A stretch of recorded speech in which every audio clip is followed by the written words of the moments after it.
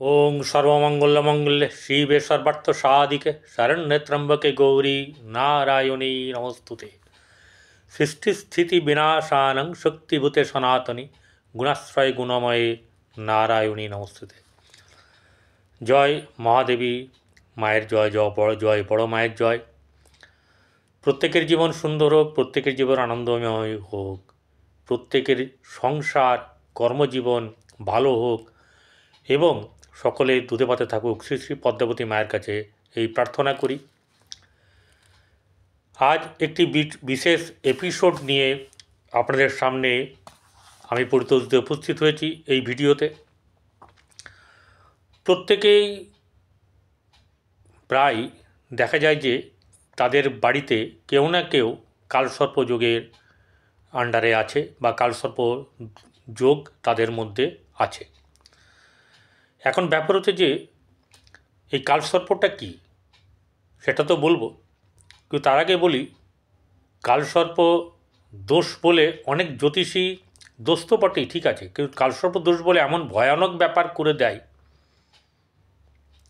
যে এই বোধহয় গেল, কিন্তু ব্যাপারটা তা নয়।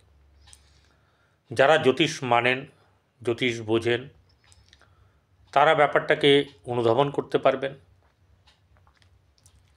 আরে মশাই, কালসর্পতে বহু মানুষের প্রচুর ভালো মতন উত্থান হয়েছে, কেউ বা প্রধানমন্ত্রী হয়েছে। কালসর্পযোগে জন্মানো এমন ব্যক্তি, তারা জীবনে প্রচুর নাম কামিয়েছে। কিন্তু এর মধ্যে ব্যাপার হচ্ছে যে জন্মকুণ্ডলী কীভাবে আপনার আছে সেটা তো দেখতে হবে। অর্থাৎ প্রারব্ধ কর্ম, আমরা যে কর্ম করে এসেছি জীবনে, সেটাই তো আমাদের এই জীবনে ভোগ করতে হয়। যেটাকে বলা হচ্ছে পূর্ব জন্মার্জিতং কর্মং শুভাশুভ ফলপ্রদম পুণ্য পাপ সমুদ্ভূতং গ্রহরূপেণ সংস্থিতং। এটা পরাশরী ওরা হতে নেওয়া এই শ্লোকটা। বলতে যাচ্ছে পূর্বজন্মে যে আমরা পুণ্যকর্মে শুভ এবং আমরা পাপ কর্মে অশুভ। পাপ কি? পাপ হচ্ছে যাহাই অশুভ তাহাই পাপ, এবং অশুভর মাত্রা যদি বাড়তে থাকে বা চূড়ান্ত হয় সেগুলো গর্হিত পাপ। তো যে কর্ম করেছি সেই ফলই পাব। আপনি, আমি, আপনার পরিবার, আমার পরিবার, আর সকলের পরিবার যারা দেখছেন তাদের প্রত্যেকেরই। তো কালসর্প যোগ যে হয়, কাল সর্প কথাটা কোথা থেকে এসেছে? কালসর্প হচ্ছে গিয়ে, কাল মানে রাহু মানে হচ্ছে কাল, আর কেতু হচ্ছে সর্প, তাই কালসর্প। রাহু কেতু কিন্তু একটি ছায়া গ্রহ। তো ঘটনা হচ্ছে যে এই কালসর্প মানেই সব কিছু খারাপ হয়ে গেল, ওরে ওরে রব উঠলো, গেল রব উঠলো, এটা কিন্তু নয়। ঠিক আছে, খারাপ জিনিস খারাপ হবে, কিন্তু এটা একটি যোগ। এই যোগটা যদি অশুভ হয় তাহলে সেটা দোষে পরিণত হয়। শচীন তেন্ডুলকরেরও কিন্তু কালসর্প যোগ ছিল। তো ভারতের প্রধানমন্ত্রী হয়েছে, সেরকম ধরনের আছে, আমি পরে আসবো। এটা প্রথম এপিসোড, এরকম পরপর এপিসোড চলতে থাকবে এবং আপনার দুধ কা দুধ পানি কা পানি হয়ে যাবে। অর্থাৎ খারাপ থাকলে খারাপ অবশ্যই বলবো, ভালো থাকলে ভালো বলবো, যেটা থাকবে জ্যোতিষ মতে সেটাই বলবো। কোনো এখানে বানানো গপ্প চলবে না, ভয়ের ব্যাপার নেই। খারাপ থাকলে খারাপটাই বলবো। যে শুনবেন সে শেষ অবধি শুনবেন, আনন্দ পাবেন, বুঝতে পারবেন। এবারে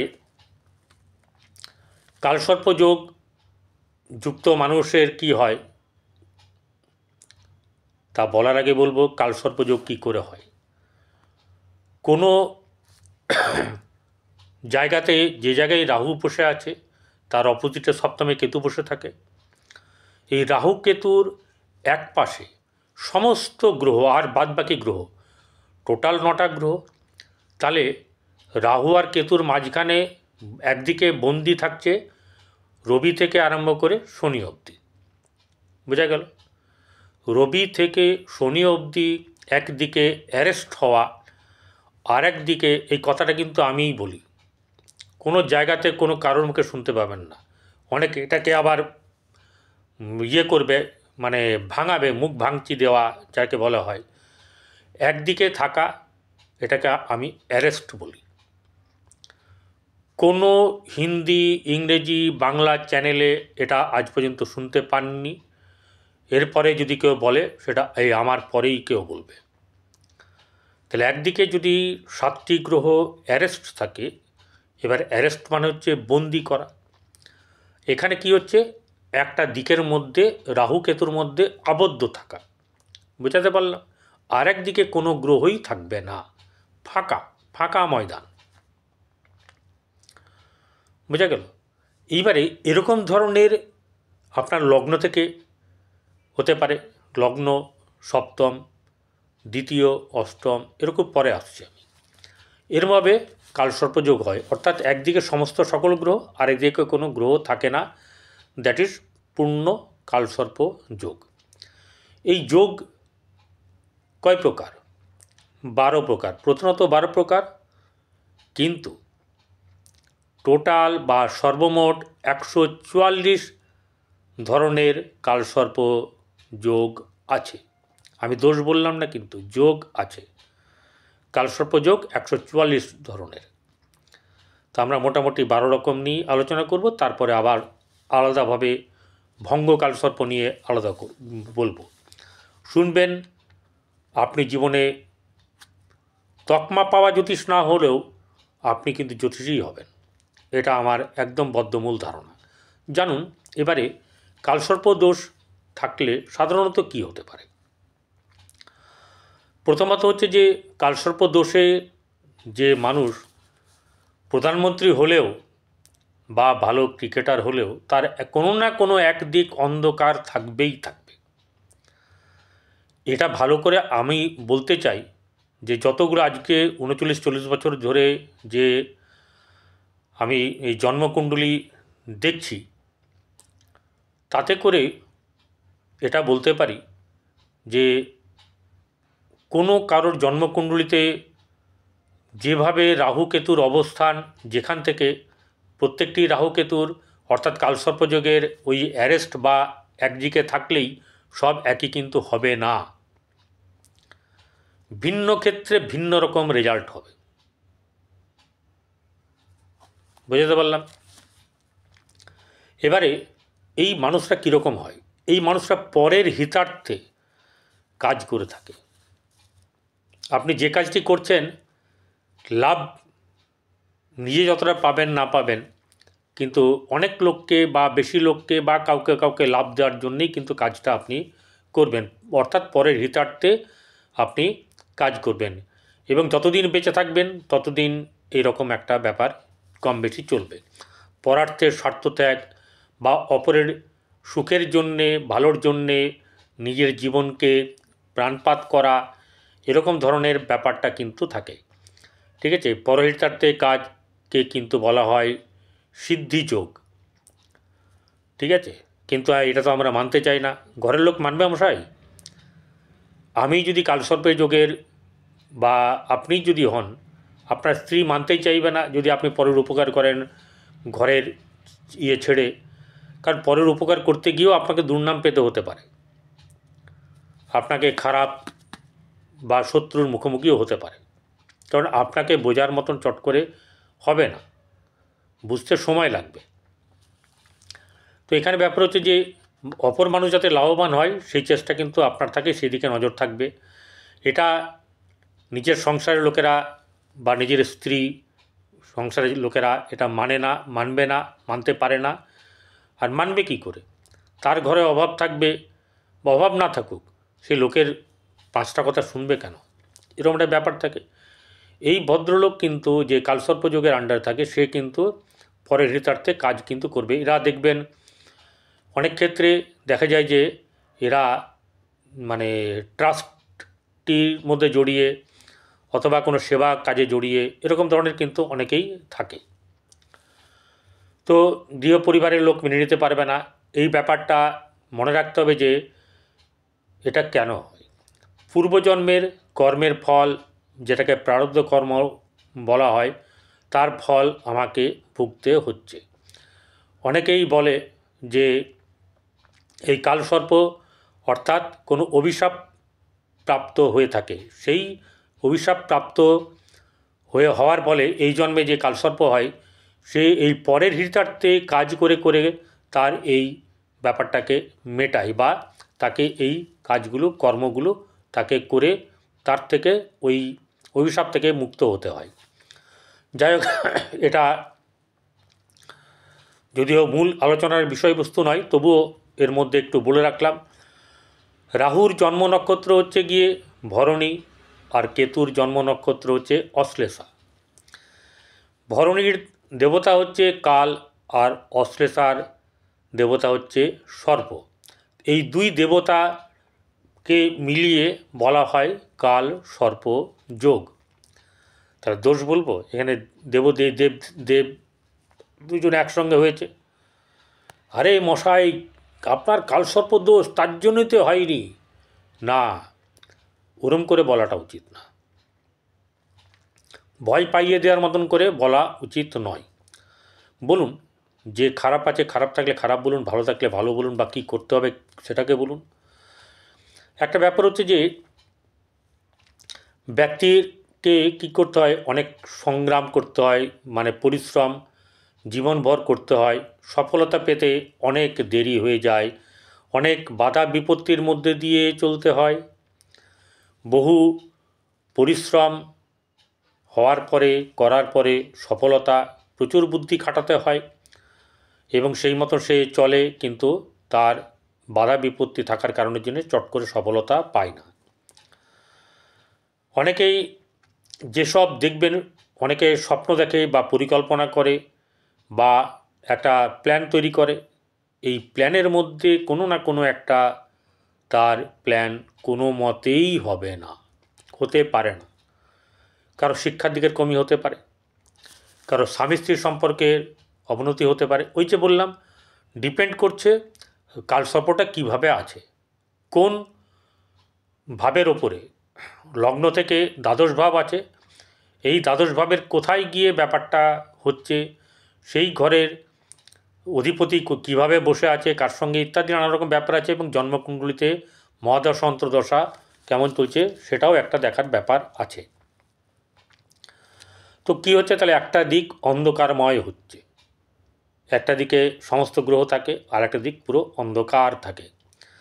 এই কারণের জন্যে তাদের স্বপ্ন সফল হতে চায় না। এদের কী হয়, মানসিক দিক, শারীরিক দিক, আর্থিক দিক, এই এবং এমনও হয় আত্মীয় স্বজন পরিবারের ক্ষেত্রেও একটা গণ্ডগোল বেঁধে থাকে। অর্থাৎ এই সব দিক থেকে তাদের কিন্তু আপনার মানে কি বলবো, একটা চাপ থাকে, বিপর্যস্ত হয়ে যায়, ভালো করার চেষ্টা করেও কিন্তু বদনাম পেতে হয়। তাই এখানে কি হয়, হয় সন্তানের দিক থেকে, নালে স্ত্রীর দিক থেকে, বা স্বামীর দিক থেকে, বা যশের দিক থেকে, বা কর্মের দিক থেকে, বা ব্যবসার দিকে, কোনো না কোনো দিকে একটা দিক অন্ধকার হয়ে যায়। এটা আরও যদি হয়, যদি কেউ অমাবস্যা তিথিতে জন্মগ্রহণ করে কালসর্প যোগে জন্মায়, পূর্ণ কালসর্প যোগে, তাতে কিন্তু আরও খারাপ হয়, খুব খারাপ হওয়ার সম্ভাবনা থাকে। তো এই যে সমস্ত কিছু তার জীবনে বাধাস্বরূপ হয়ে দাঁড়ায়, এই বাধাস্বরূপ হয়ে গেলে কি হচ্ছে, তার জীবনের যে স্বপ্ন, যে আশা, সেগুলো তার পূরণ হতে চায় না।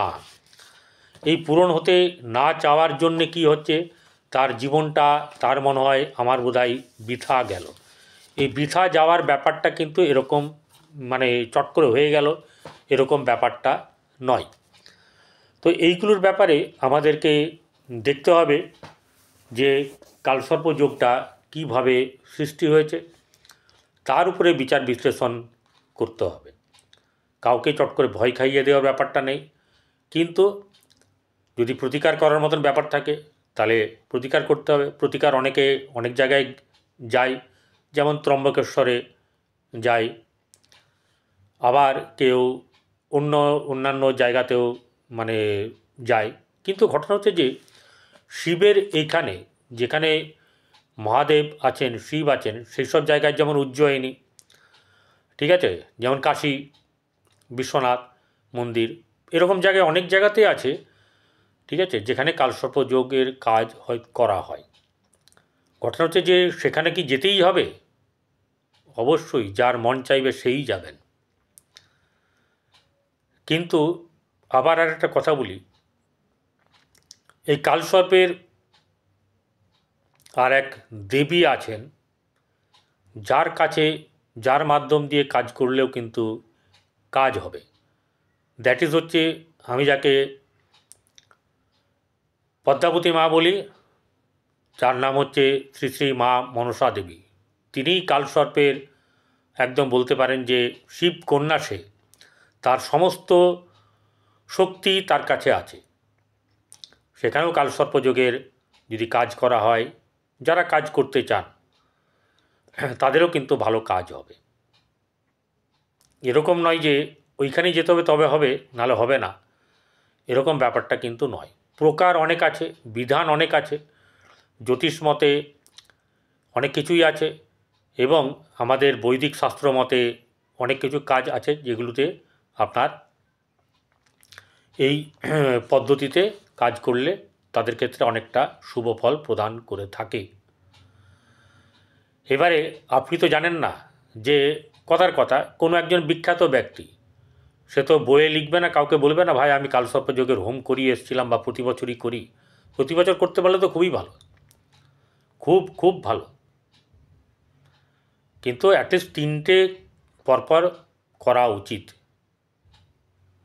এক বছরে যদি একবার ধরেন তাহলে 3 বছর পরপর করা উচিত, অথবা দুবার করা উচিত, একবার উত্তরায়ণ একবার দক্ষিণায়নে। ভালো হবে, ভালোর দিক অনেক আছে। এবারে খরচ খরচার ব্যাপারে মানুষ বেশি চিন্তা করে আগে এই অভিশাপ মুক্ত হওয়ার থেকেও, ঠিক আছে, তো সেটা তাদের ব্যাপার। এখন ঘটনা হচ্ছে যে এই কালসর্প যোগ যে 12 প্রকার বললাম, সেটা কিভাবে হতে পারে। যেমন লগ্নে রাহু, সপ্তমে কেতু, এরকম ধরনের কালসর্প যোগকে বলা হয় অনন্ত কালসর্প যোগ। আবার দ্বিতীয় রাহু, আপনার অষ্টমে কেতু, তাহলে সেটাকে বলা হচ্ছে কুলিক কালসর্প যোগ। এরকমভাবে প্রত্যেকটি যোগই আছে। যেমন ধরুন তৃতীয় যে কালসর্প যোগটির সৃষ্টি হয়, সেটাকে বলা হচ্ছে আপনার বাসুকি কালসর্প যোগ। সেটি হচ্ছে রাহু তৃতীয়ভাবে এবং কেতু হচ্ছে নবমভাবে যদি থাকে, তাহলে আপনার এই যোগকে বলা হয় বাসুকি কালসর্প যোগ। এরপরে চলে আসবো হচ্ছে চতুর্থ ভাব। চতুর্থভাবে যদি রাহু থাকে এবং দশমে যদি কেতু থাকে, তাহলে সেটাকে বলা হয় শঙ্খপাল কালসর্প যোগ। এগুলো পরে এর পরিণাম কি, কোনটা ভালো কোনটা মন্দ, কোনটা কতটা মন্দ বা অশুভ, সেসব নিয়েও কিন্তু আলোচনা করা হবে। এরপরেরটা আসছে গিয়ে পঞ্চম স্থানে রাহু এবং একাদশ স্থানে কেতু, তাহলে সেটাকে বলা হচ্ছে পদ্ম কালসর্প যোগ। তেমনিভাবে ষষ্ঠ স্থানে রাহু, দ্বাদশে কেতু, সেটাকে বলা হচ্ছে মহাপদ্ম কালসর্প দোষ।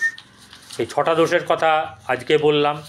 পরের দিনকে নেক্সট এপিসোড, এখন অনেকগুলো এপিসোড চলবে, দেখবেন ভালো করে, শিখে যাবেন। আপনাকে এতটুকু বলতে পারি। তো এই কালসর্প যোগ যে দোষে পরিণত হয় তখনই, যখন সেটা আরও অশুভ থাকে। আমার মতে পজিটিভ এবং নেগেটিভ কালসর্প দোষ আছে। যেমন ধরা যাক, ধরুন বৃষরাশিতে রাহু বসে আছে, কেতু বসে আছে বৃশ্চিকে, এটাকে আমি পজিটিভ কালসর্প দোষ বলবো, তুলনামূলকভাবে। কিসের সঙ্গে না, যদি কেতু বৃষরাশিতে বসে থাকে আর বৃশ্চিকে রাহু বসে থাকে, দ্যাট ইজ নেগেটিভ কালসর্প দোষ। তো এরকমভাবে আমি যেভাবে দেখি যেভাবে বিচার করি সেটা আপনাদের সামনে তুলে ধরব এবং আপনারা সহজে এটা বুঝতে পারবেন যে আপনাদের জন্যে এটি খুব মানে শিক্ষার একটা ভিডিও তৈরি করেছি। যার এই ভিডিওটা ভালো লাগবে সে কী করবেন, সাবস্ক্রাইব করবেন, পাশে থাকা বেল আইকনে ক্লিক করবেন এবং অল বটনে প্রেস করবেন আর লাইক করবেন। ভালো থাকবেন, নমস্কার।